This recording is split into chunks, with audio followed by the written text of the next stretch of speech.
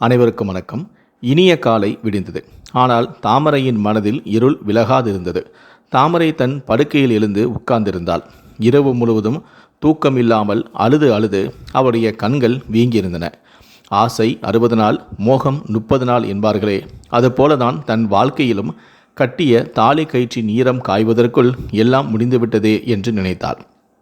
பக்கத்தில் அறையிலிருந்து வெளியே வந்த அவருடைய கணவனான கண்ணன், தாமரை, உனக்கு தேநீர் போட்டிருக்கிறேன், குடி, ஏதாவது சாப்பிடு, பெட்டியில் உன் ஆடைகளை எல்லாம் எடுத்து வைத்து கொண்டு தயாராக இரு என்று சொன்னான். இன்று இரவு மாலை 7:15 மணிக்கு உனக்கு விமானம். நாம் 5 மணிக்கெல்லாம் இங்கிருந்து புறப்பட வேண்டும் என்று கூறினான். நிர்மலா இன்று இந்தியா போகிறாள். உனக்கு அவள் துணையாக இருப்பாள். நான் நிர்மலா வீடு வரை சென்று வருகிறேன் என்று கூறிவிட்டு பதிலுக்கு காத்திருக்காமல் உடனடியாக வெளியேறினான். தாமரைக்கு திருமணமாகி 3 மாதங்கள் கூட முடியவில்லை. அதற்குள் எல்லாம் முடிந்துவிட்டன. முந்தைய நாள் கண்ணன் அவளிடம் பேசியவற்றை நினைத்து பார்த்தாள். எவ்வளவு பெரிய விஷயத்தை மிக சாதாரணமாக நிதானத்துடன் எப்படி அவரால் பேச முடிந்தது என்று. தாமரை, இங்க வா, உன்னிடம் பேச வேண்டும் என்று இரவு அழைத்தான். அவளும் அவன் அருகே வந்து அமர்ந்தாள். நம் திருமணத்தில் எங்கோ தவறு நேர்ந்திருக்கிறது. நான் என் பெற்றோர்களிடம் எனக்கு ஏற்றவளாக, படித்த பெண்ணாக பாருங்கள் என்று கூறியிருந்தேன். அவர்கள் காட்டிய உன்னையும் நான் மணந்தேன். அவள் அறிவாளியாக, தைரியமானவளாக, கலைமகளாக, திறமையானவளாக இருக்க வேண்டுமென நினைத்தேன். ஆனால் நிஜமோ வேறாகிவிட்டது. நீ என்னதான் முதுகலை பட்டம் படித்திருந்தாலும் கிராமத்து சூழலில் வளர்ந்தவள். கணவனே உன் உலகம்.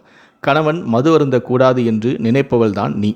மனைவியும் கணவனுடன் சேர்ந்து மது அருந்தலாம், அது தவறில்லை என்று நினைப்பவன் நான். மனைவி கணவனுக்கு அடங்கியவள் என்று நினைப்பவள் நீ. கணவன் மனைவி இருவருமே சமம் என்று நினைப்பவன் நான். நம் எண்ணங்கள் ஒத்துப்போக வேண்டும். அப்போதுதான் வாழ்வில் வெற்றி கிடைக்கும். ஆகவே உன்னை பிடிக்காமல் உன்னுடன் குடும்பம் நடத்த நான் விரும்பவில்லை. நாம் பிரிவதுதான் சரி என்று அவருடைய கணவன் கூறியிருந்தான். நாளை நீ ஊருக்கு புறப்பட தயாராக இரு. ரிட்டன் டிக்கெட் இன்னும் காலாவதி ஆகவில்லை. நான் ஃப்ளைட்டை கன்ஃபார்ம் செய்கிறேன் என்று கூறிவிட்டு அவளை உற்று பார்த்தான். அவள் கண்களிலிருந்து நீர் ஆறாக ஓடிக்கொண்டிருந்தது. நான் உங்கள் விருப்பப்படியெல்லாம் மாற்றிக்கொள்கிறேன் அத்தான் என்றாள். நான் ஏதேனும் தவறு செய்திருந்தால் மன்னித்து விடுங்கள் அத்தான் என்றும் தாமரை கூறினாள். நாம் பிரிவோம் என்று மட்டும் கூறாதீர்கள், என்னை தயவுசெய்து இந்தியா அனுப்பாதீர்கள் என்று விம்மிக்கொண்டே கெஞ்சியும் பார்த்தாள். நீ எந்த தவறும் செய்யவில்லை.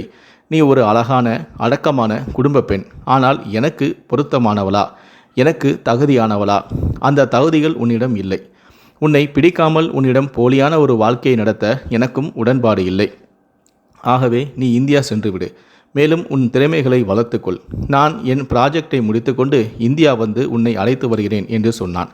அவன் சொல்வது பொய் என்று தோன்றினாலும் அவள் அவனை நம்பினாள், அமைதியானாள். கடந்த 3 மாதங்களில் அவள் வாழ்க்கையில் நடந்த நிகழ்ச்சிகள் அவளுக்குள் உலா வந்தன. கண்ணன் அவள் விருப்பம் இல்லாமல் அவளை ஒரு நாளும் தீண்டியதும் இல்லை. முதலிரவு அன்று கூட அவள் அவனை நமஸ்காரம் செய்தாள். அப்போது அவன், தாமரை, இதெல்லாம் எனக்கு பிடிக்காது. நீ எனக்கு அடிமை இல்லை.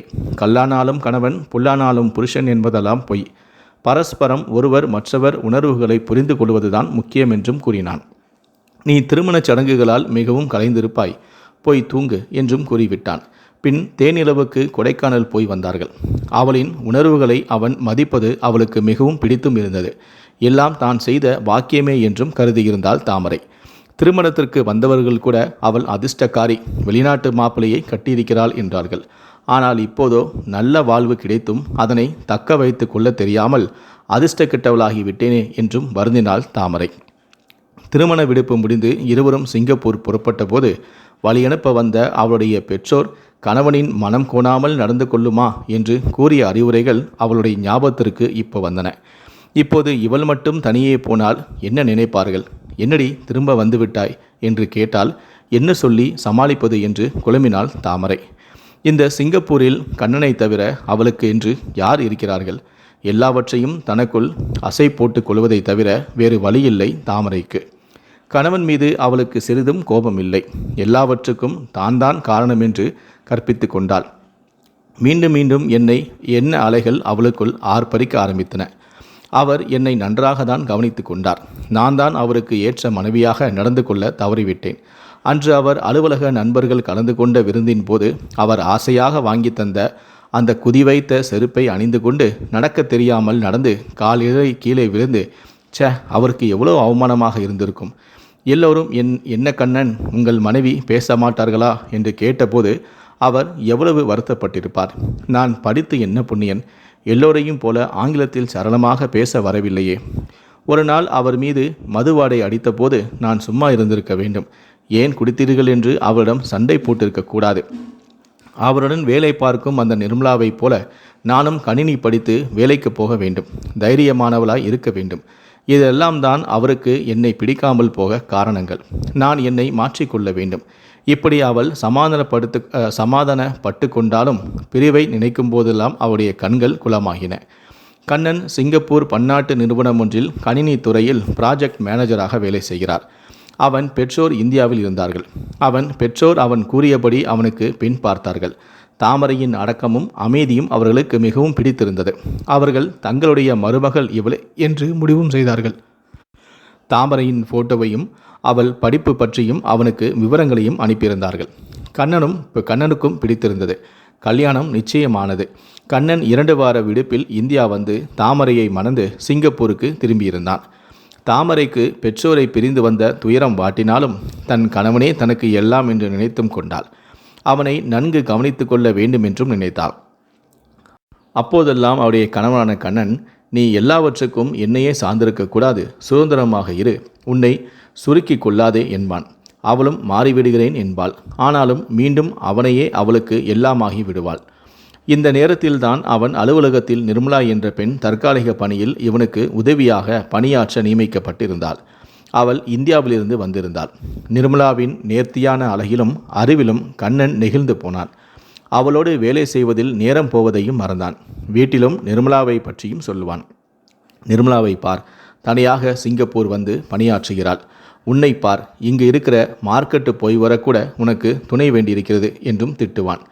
கண்ணன் அலுவலகத்தில் காஃபி இடைவேளை நேரங்களிலும் உணவு இடைவேளையிலும் போதும் நிர்மலாவுடனே சுற்றுவான். அவளுடன் பேசி கொண்டிருப்பது அவனுக்கு பிடித்திருந்தது.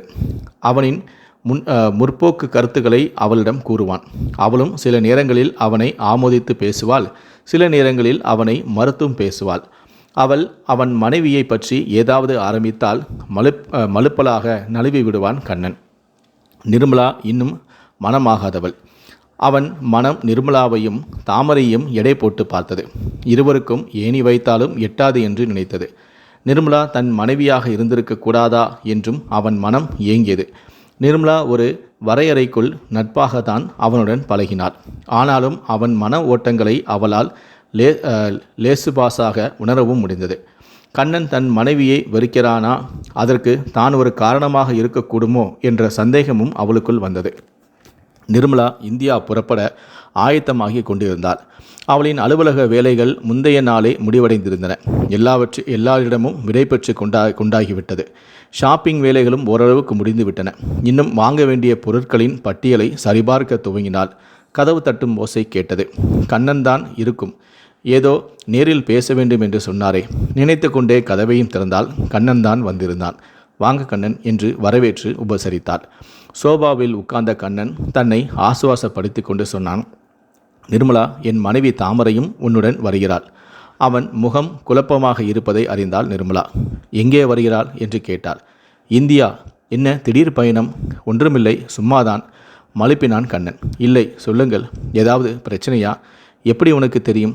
தாமரை ஏதாவது சொன்னாளா என்று கண்ணன் கேட்டான். இல்லை, நானாக தான் கேட்கிறேன். நிர்மலாவின் சந்தேகம் ஊர்ஜிதமாகியது.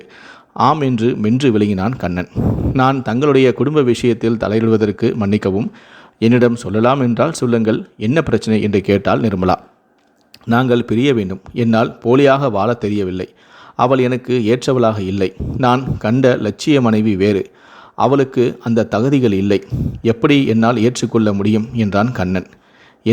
என்ன தவறு செய்துவிட்டாள் தாமரை? அவளுக்கு என்ன தகுதிகள் இல்லை என்று கேட்டாள் நிர்மலா. அவள் ஏதும் தவறு செய்யவில்லை. நான் கண்ட லட்சிய மனைவி நிர்மலா. ஆனால் தாமரையோ அடக்கமான குடும்பத்து பெண். அவளையே உற்று நோக்கினான் கண்ணன். நிர்மலாவுக்கு கண்ணன் என்ன ஓட்டத்தில் இருக்கிறான் என்பது புரிந்தது. நிறம், படிப்பு, வேலை, சம்பளம், சரளமாக ஆங்கிலம், இது எல்லாம் தான் உங்கள் தகுதிகளா? மனிதனாக இருக்கிறதே பெரிய தகுதி இல்லையா? அவளது வார்த்தைகள் அவனுக்கு சாட்டையடிகளாக வந்து விழுந்தன.